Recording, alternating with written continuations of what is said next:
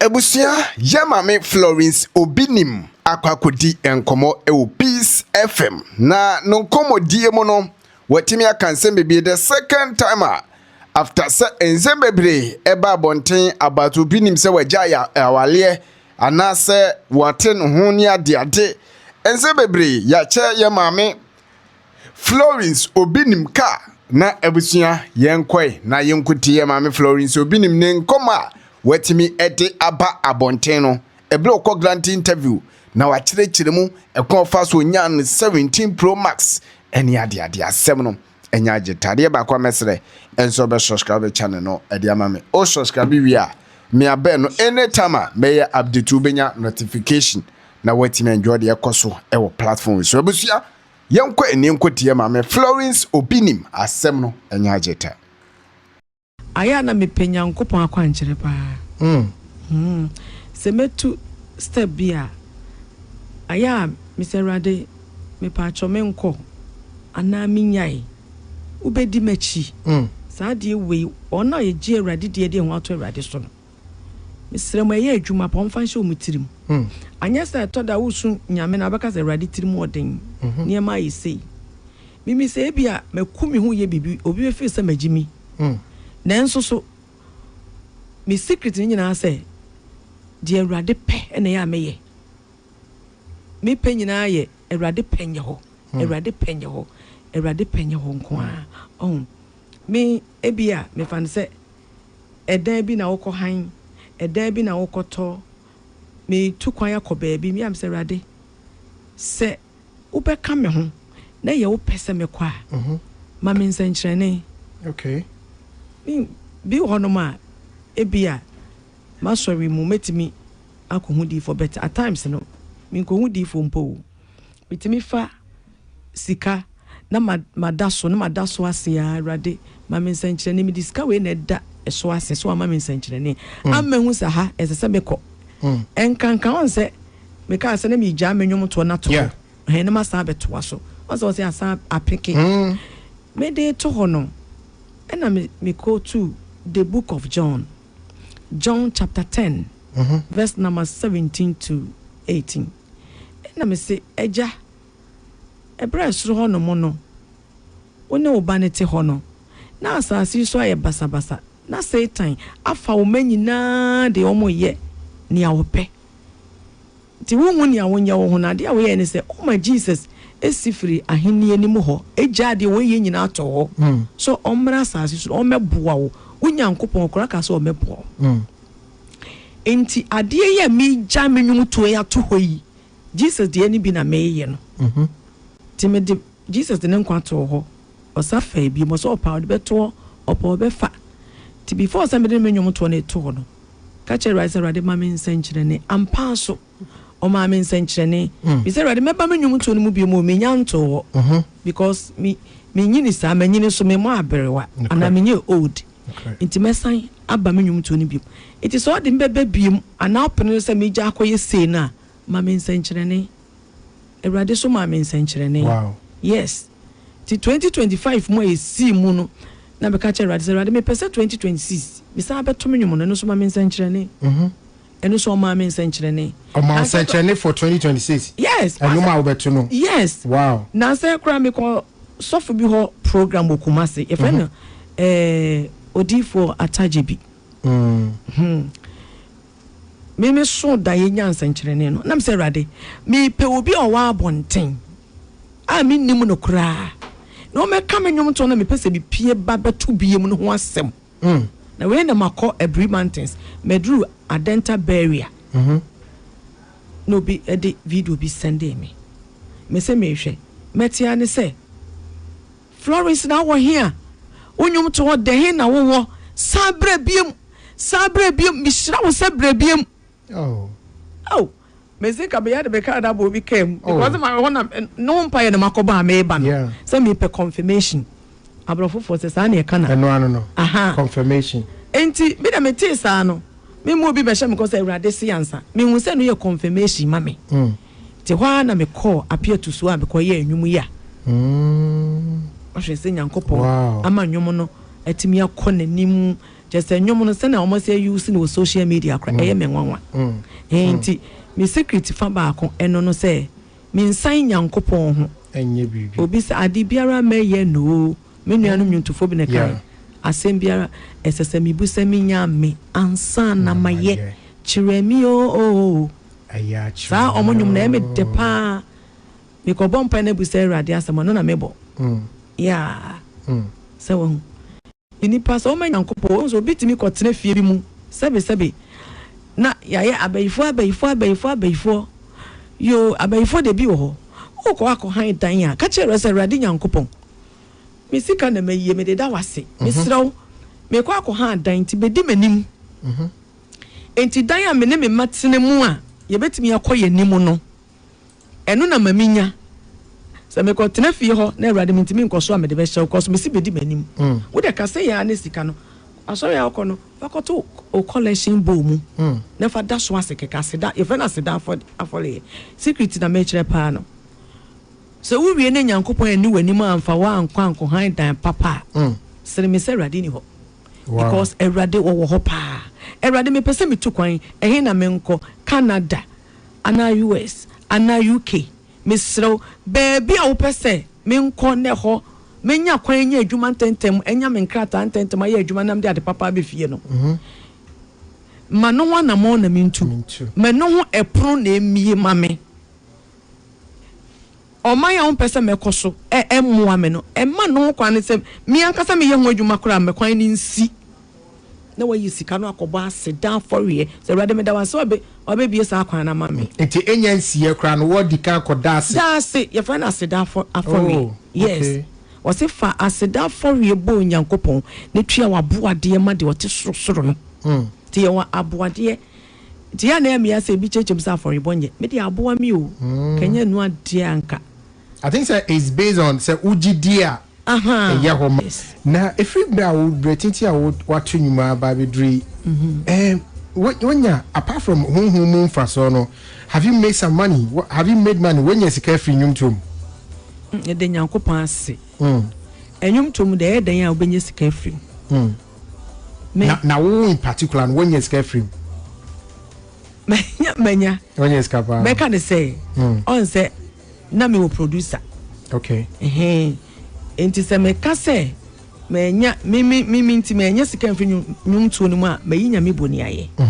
me osuru ni me fie me ka nokore e wa Awurade mu onipa kra me kunu ton CD no ma no CD right no that time cassette ye to CD nipa ne to CD right ni bi de call amanone outside ye to ya mo friend me wo outside was a Florence me na mato mu CD nenso ka che okunu se mu ntwa bi nton na manya sika papa yes em say fence FBBB me re finidin ka me boni din mo sa asam no ye nokre no kwasam na make no that was your first album my first album no say wanya so fa so am na bro so nti mo de aka mo pa mo ntwa nton to was obi to CD no right na wonti me ntwa bi obechew nokre yes but onu aka kire me ka kire me ko ontwa bi ntom na wanya so o se me nwom oso me fi manya so mfa so pa za tam no producer ne ya no nwoma otimi to CD no nko a ebo emu odu kra de ma obi na ono so kre say di cassette ye tos cassette entimi nyi nyankopɔ madwe chem say ye se na wo so unika ne bi omote no mo se omote eye no eno awo eye no on say na enkrofo bi so omogigi sika atoka amame yes ena me free obi kacha na ya ase on ka chem so omunyai na ho kyera ba omunyai me da o masi nyankopon hya mom de na omoye moye to mu fi so omogigi sika atoka amame bet me free na ya ase me sre no oni mu bi on chat ano kan se ena ho kyera ba enti ka no Awurade nyankopon fa ho kra se na ya obema nipa ba akofo bi Awurade adom no beto bi abreme wow ampa ya stop wom so munyae no omo asem no mo kae no emo biteye no de bias ha na de it me show mo ade my ade o mo ade ko sika ho odin o na ga na ayewe saka nzo ni boarding o de boarding no they are chow free ya me show ye ntene muda tie rubber Yes. But they say so says sanity. Na say nyumunya ahwe free because if say unika na nyumunya ahwe. Ola so me emfa se me nsia me ntwa so. Ye nko ba bia ma promise o ma shewbo. On set you Because unze wo say unik na unika e na nyame adom wafo obi so abeche ka. The me ametie na ye mo say nyinu aba ni ka dia do so ni ye few crazy ka say ni nya asa na ni princess o si nya ka. Tie anana say ameka se me nchi. Me to me ogidie pa. Number 2. Seminya ade bi ti say na me ye okay na me koba. Eno ano no. On say me kunu me wale no no. Ope brabo. Ye ka brabo a. E che say.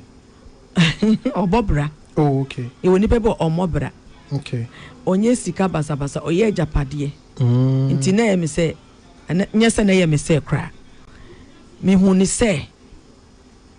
semikunu ewurade nyankopon emma bibia enrura me wa hai bibia enrura me emma bibia antwetwe na me ba na me simpese me ka asem sei o da bi yanko mashobo but we ye ka ho nkomo na ye di nye bibia bi ye wo de ye ntwa so on say se wunye obi no obobra oye nwuma pa na woni ni mi onu nyina ate ho a ewa awawie mu a ye mpre ye ho se ebia mipewe chinchira mpese mi yesi enti de na ye de man bia na me okay what you say ena me ko tonyo mo bebia so me ho ye kama enti nyese bia me ho kyerem se me da fom timu me ne hwe se me sresre me sresre no kurenya me ani mu ni nyese me ho kyerem ya me sresre da bi but on say to da baby anipa na duru na eso onye bibia ne ho enhan no nti se no nko a ekokoye nyina so eyibia enye hwe yeah Matias na na kwa memi die mechanical acho na ma hodwi so no enye possible ebia social media nkomo because how me Florence am nim no pa to now onika kamia me akoto Spark so uni Spark Chevrolet nibi that come there because minimum wa bobra wa tunum enyum sisika umzi how but well ye de nyame ase ye da omo che okaso ase matise bi muzo kase ensiye no ntina me pese beka se esi ndikwa na kwatwe ba ka men kan wo omo si ensiye omo de cars omo bomo de car ni bia beka ho wow sao won't mente oh na twen omusi ensiye yo omo bomo de ne de car ni bi asaba be ka ho ama amen se ka ka nko a na wuni dia na nye problem ene o last see ade omo fa fie nka ho efie omo nye na efie o dem so on ka se woni fie team o fie team on ka se woni fie team oh ola you see listening to her on there's one thing I say once from afar woman will be yeah Ayana speculations and you conclude on your own. But listening to her Sisiane, looking at her persona and all, you see that she's a woman you know she's the Hebrew kind of wife. The Hebrew kind of wife. All I'm blown away. Senya all say Wubisa said one says why I mean money she has made from her music I and they said Oka said Nukunu will be our bobra. And so you see that kind of let me not say virtuous woman, virtuous wife. One pray say Mikundini na Midiani. It is believed said the two shall become one. Anytime the Hebrew kind of say what me a Bible exactly. Or basika eko bema ho. O line no intense. No, enya men now. But me sure say oba bi ti say so for my friend. Ono ne de we me kan hwe nani. I'm so ono ne de ne say why want me niwra wa eyeye dia. Eti ono no enya ni sika niwra una ye bema na fa hwe fie. So ti ase. Me sure say anyum to ani mu na e ko no. Oh yeah, but onka. But she doesn't even have to say it. I mean, Lena Weka say from listening to her, no. Yeah. Utimu say she dedicated. Ohuni say me kunu ye nyame adwuma. Me nyum toso ye nyame adwuma. Let's put it together and grow the kingdom. Yeah. So ope a ma warrior. Now oka say, oh, ukunu sika dan mini. You be trap. Tifa wo dear bra. Now ukunu huntona. So my voice only Tibeto. But Ola, I have a question for her. I have it. I mean, me online. I mean, name person or the conscience. A question in my line. I need that answer for myself. Okay, beside me. I want to pick something from her. Say, young fan say, Makoyo Obia, and yum to in St. George Maninia forms part of the media. Now, Ebia many be maybe ete, and I say, be me a person. Would you advise, say, me bomb me brad, they are batane de ho, and now you advise I'll have something for myself? Bible say, when you know, moye baako. On say, neno. E ma boni bi abefrem ene me ma boni bi so abefrem enu nti nipa ama nipa nim die nso mu abie se omo percent bi de me nka se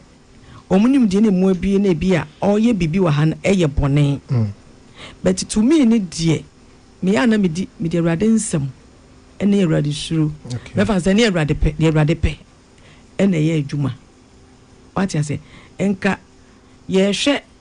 the word of God no eso pan ye de aware dia kazesta wo fa nchen wo ye wo de wo nchen o se mu ye mi no so mu ye baako the two shall become one. Yes, it is enka be ma no be di no kura ma odia so oba no be di no kura ma odia ken ka bo mu ade de nka ye perfect. Ba oni me na agency for no montwema na obede hu sisi anu kredi ni ho iti ma me de hu se we de obede no krama me e bi ahase no word of mouth is not enough assurance when ma e bi ana ene I'm trying to be careful not to associate the me person. Genuinely, it is something I want to know for myself. E be me person me fafro because there's something I've come to like about you. With everything that has happened around you. Uchi asan. Eniama bebe. Nshishwa nimbi. Eniama bebe me huwo me tie wo. Personally me ne wo nshede nyasa but from afar we obi a me tie wo a me pe wo nyompa. Na me hwe de akokoso. Eni senia me feel say be afutu obi a me pese me nya free wo ho. Enti na me bisa sa de we say wo betu me fo say e bia me ba me nua wo mu say bo bra mu bo e be yese wo no ku be ka bo mu aye baako na mo metu fo say bia ne ma bi wo ho a no ye ni say that is genuinely what I want to find out. Say if I am coming to you uyo be a wafemu bi you have experience genuinely if you to ade be mame say wo ba say wo nua keto am de be bo me bra when marriage and my career is involved uni mate Jimmy phone na fa number gu so me no be di nkomo wo secret ni anya nwom no ho promotion what say obi to was Florence say ko chere that obi de me chere obi bu bete so wo fa be adwuma ma say bia mistake bia me ye ya ana nuhu bia de bia wo ye no wonu hu say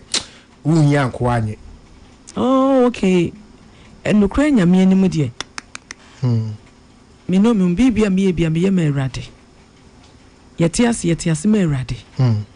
se wo ye bone na asotwe ba wo so ena wunya asotwe na wuhu na mane a ene edue se papa na wo ye na bia ye bo din ne ese wo papa na wo ye no ho de a ene nhira ne wo onyankopon ni monyam ne tumi e wo so yes ana minim wo chiro se minim okay so for Florence Obinim wani aje manage papa we are happy. Me happy pa. Because if you are see the ye nyina Yesu so mpre. Enokre. Ananeme nyaadwe. supre we ya bi kakra ebe bo wa supre ya fa hwe me wiase ya fa hwe so nko ma watimi wa kame we uka yoga ni nyina to betwa no kure ewu anasa amisha amen wo jira wo so